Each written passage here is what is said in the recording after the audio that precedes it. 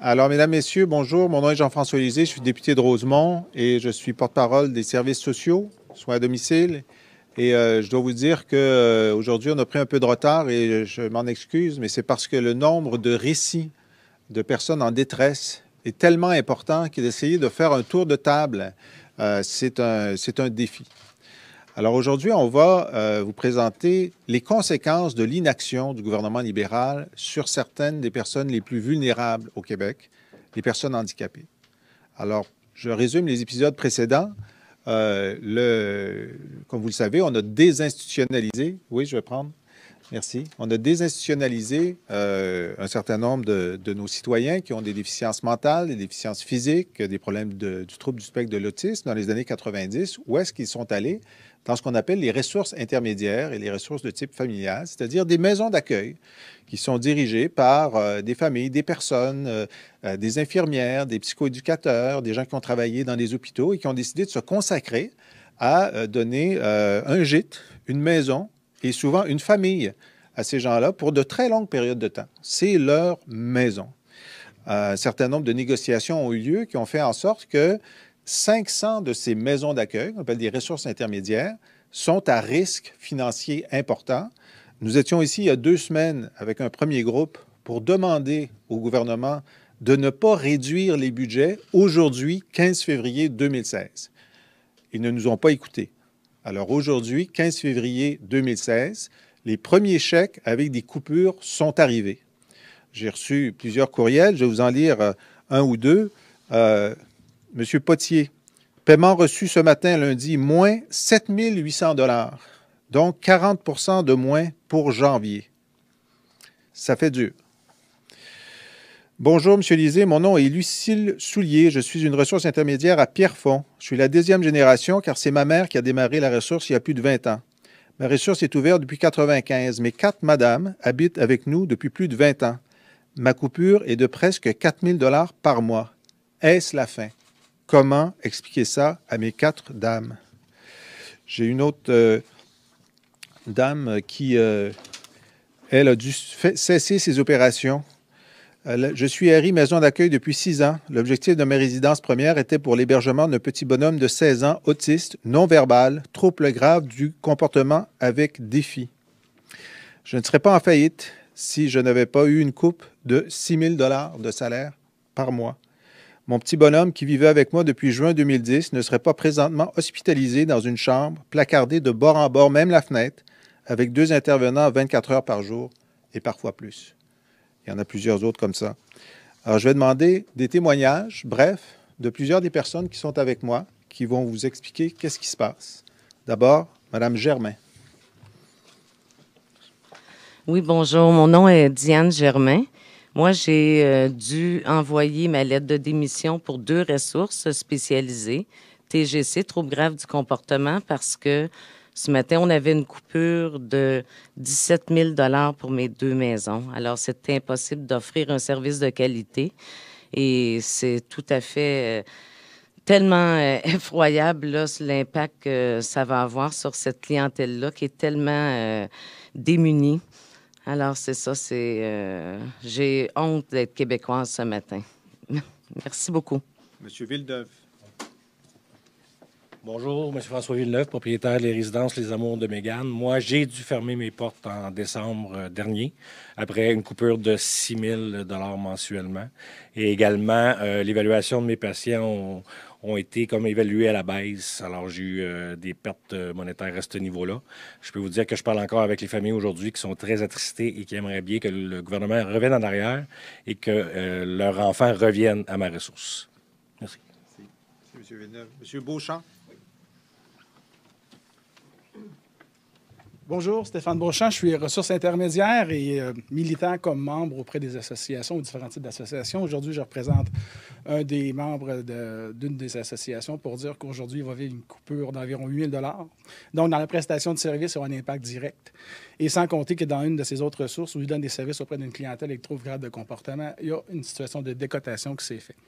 Alors, il est à grande réflexion pour prendre des décisions majeures sur l'impact que les usagers, ça va avoir sur les usagers à quels on distribue les services. Merci. Alors, vous voyez, il y a deux phénomènes. Il y a le phénomène de la coupure qui arrive aujourd'hui, 15 février. C'est l'abolition d'une mesure de maintien financier qui était en vigueur depuis plus de 2 ans. Et il y a la deuxième mesure dont vous entendez parler, c'est la déclassification. Ça veut dire qu'il y a un travailleur social ou un professionnel du ministère de la Santé qui vient voir les patients, les usagers dans une ressource et qui dit, franchement, ces gens-là sont beaucoup moins malades que vous le disiez. Et donc, on réduit leur cote. Et en réduisant leur cote, on réduit la rémunération. Alors, vous allez voir, là, sont réduits à la baisse dans plusieurs ressources intermédiaires, d'ailleurs, miraculeusement, par la magie des compressions libérales. En une journée, tout le monde est de bien meilleure santé et donc la rémunération baisse. Alors, on va passer à M. Breton. Oui, bonjour. Moi, je m'appelle Gilles Breton. J'ai une ressource intermédiaire depuis 18 ans. Et qui menaçait de fermer parce que les budgets qu'on nous alloue sont franchement exécrables. On nous a descendu nos cotes. On a perdu 1 000 $ par mois de ce côté-là. Et puis, en date d'aujourd'hui, on perd 3 000 $ par mois. Ça fait 4 000 $ par mois. Ça faisait 30 % de la rémunération totale que j'ai par mois. Et avec ça, il faut que je viennent à bout de boucler un budget. J'ai fait des miracles et maintenant, je suis prêt à continuer, mais il va falloir que quelqu'un mette de l'eau dans son vin aussi. Moi, j'en ai mis en masse, en tout cas. Il goûte de l'eau. Merci, M. Breton. Alors, évidemment, c'est les gens qui possèdent ou qui gèrent des ressources intermédiaires, mais il y a les parents aussi. Alors, les parents sont évidemment les premiers visés parce que ce sont leurs enfants qui sont accueillis là, hébergés là, et qui ont une conscience vive de ce qui va se passer si on les déplace. Alors, premier parent qui va témoigner, Mme Aumont. Oui, bonjour. Je m'appelle Sylvie Aumont. Moi, je suis le parent de Sophie Aumont qui habite dans une des résidences de Mme Germain. Mme Germain a remis sa démission. Alors, à partir du 26 février, la résidence n'existera plus. L'impact sur la vie de ma fille va être majeur puisque ma fille souffre d'un trouble grave de comportement et ne s'adaptera probablement pas à un autre endroit. Donc, pour elle, ce sera l'hospitalisation. Quand Mme Germain est allée la chercher, il y a plus de 10 ans, elle est hospitalisée depuis plus d'1 an en attente d'hébergement. Alors, c'est ce qui va probablement lui arriver dans les mois qui vont arriver si jamais Mme Germain doit fermer sa résidence. Alors, c'est un impact majeur dans sa vie et je pense que le milieu de la psychiatrie n'est pas un milieu d'hébergement. On utilisera de mauvaise façon, en fait, les soins de psychiatrie à mauvais escient. C'est pas là où nos enfants doivent aller. Il faut maintenir les maisons où elles vivent depuis plus de 10 ans. Merci. Madame Aumont, expliquez-nous ce sera la différence dans sa vie ou dans son comportement. En fait, quand elle était à l'hôpital et que Mme Germain est allée la chercher, Sophie avait vraiment un déconditionnement total. Et Mme Germain a travaillé beaucoup avec elle pour qu'elle puisse avoir une vie des plus normales. Et quand je dis des plus normales, pour que ma fille puisse être capable de réintégrer la société, d'avoir des activités, d'aller manger au restaurant, de prendre le transport adapté. Alors, c'est un travail qui se fait sur une longue période. Et si elle doit perdre ses acquis, parce qu'on doit régresser avec elle, on va devoir travailler encore 2 fois plus. Et même, je ne suis pas certaine qu'elle va reprendre parce qu'elle prend de l'âge aussi et c'est beaucoup plus difficile pour elle de reprendre à ce moment-là vous pensez ses que activités. L'hospitalisation, ça va signifier Des une conditions. régression? Tout à fait, tout à fait. Et même quand elle doit entrer à l'hôpital parce que elle présente des problèmes de santé importants, de santé mentale, de troubles de comportement, l'entente qu'on a avec le psychiatre, c'est de la garder le moins longtemps possible parce qu'on voit à chaque fois qu'il y a un déconditionnement pour elle. Elle n'est pas la seule, de toute façon, à vivre cette chose-là. Alors, c'est vraiment le propre de chacun de nos personnes dans ces situations-là. Merci, Mme Aumont. Merci. Mme Tremblay. Oui, bonjour. Je ne suis pas grande. Mon nom est Monique Tremblay. Je suis la mère d'une jeune femme de 44 ans qu'on a gardée jusqu'à l'âge de 38 ans à la maison. Depuis 6 ans, elle est en résidence. Elle est rendue à sa 3e résidence. Juste avant Noël, on l'a mis à la porte à peu près clairement comme ça d'une résidence parce que tout le monde en avait peur. En tout cas, son fonctionnement était complètement différent de ce qu'on avait réussi à faire, nous autres, dans le temps à la maison. Maintenant, Mme Germain a pris ma fille en catastrophe le 14 décembre durant son déménagement. Et puis, une semaine plus tard, elle revenait chez nous et on ne la reconnaissait plus. Alors, tout ce qui était reproché dans la résidence précédente n'existait plus tout à coup. On a pensé qu'il y avait eu un miracle. C'était de l'incontinence, c'était de frapper tout le monde, c'était de crier, c'était de se promener toute la nuit. Ça finissait pas, c'était à temps plein. Elle revirait sa chambre à l'envers, les meubles déménageaient. Et puis, tout à coup, tout va bien.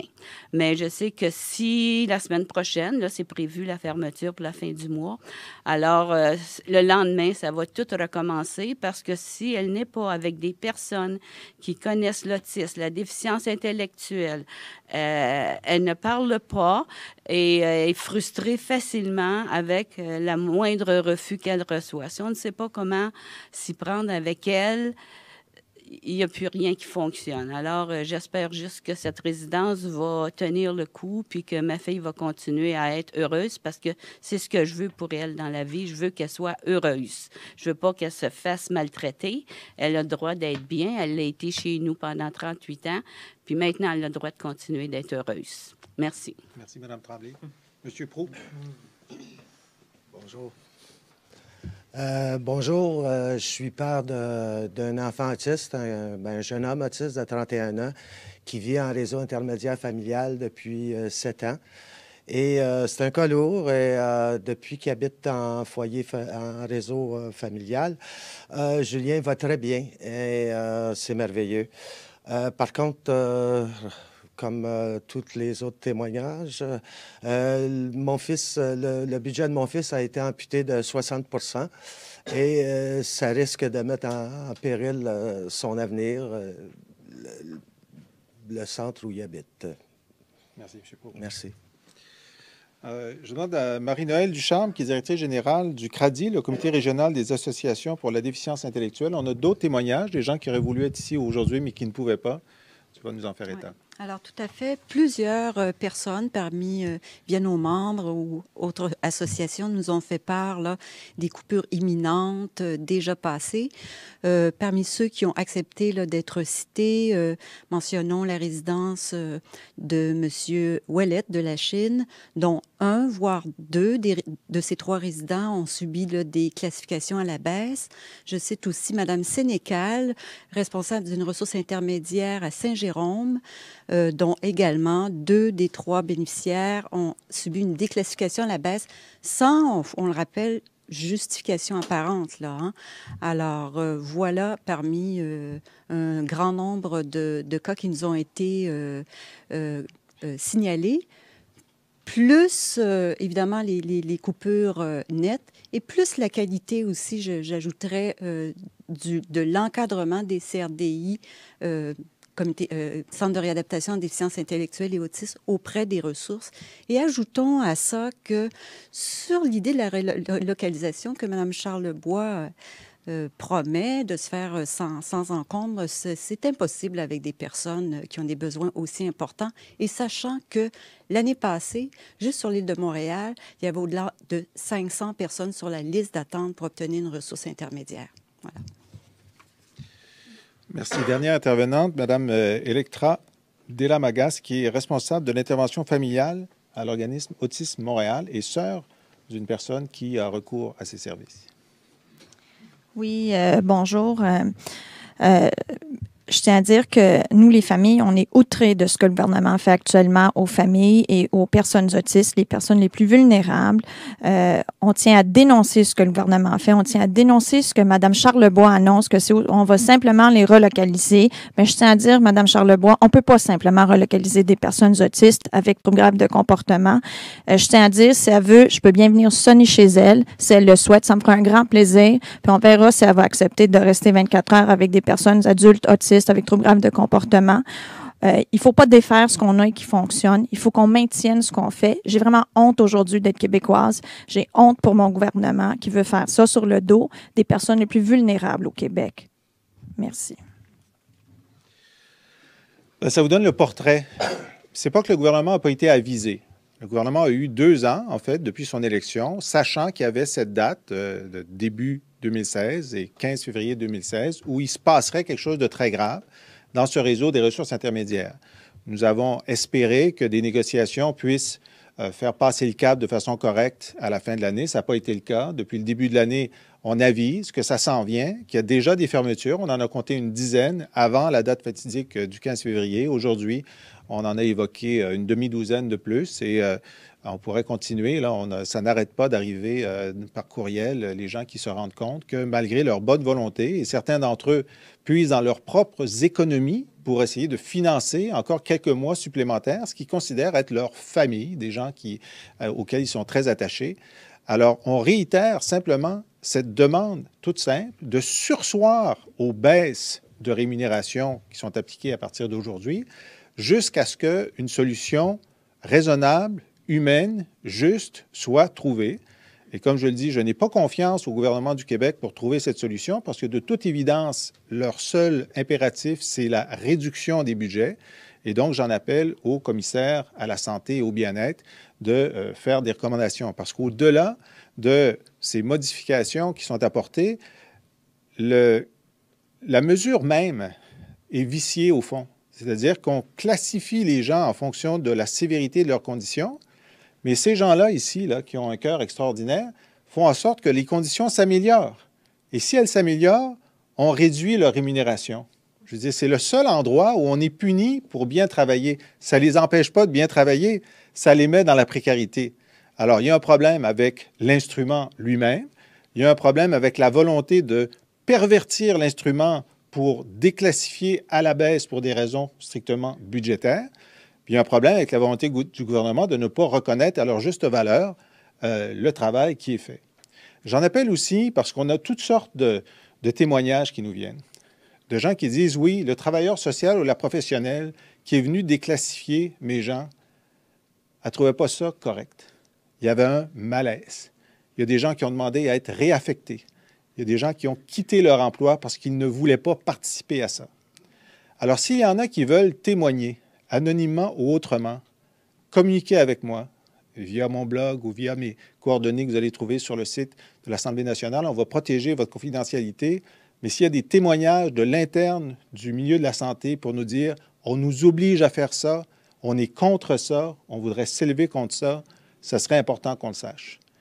J'espère aujourd'hui qu'avec tous ces témoignages, les médias, bien sûr, la population et le gouvernement vont se rendre compte qu'ils sont en train de plonger dans la détresse des gens qui sont déjà en détresse et qu'ils doivent rebrousser chemin immédiatement.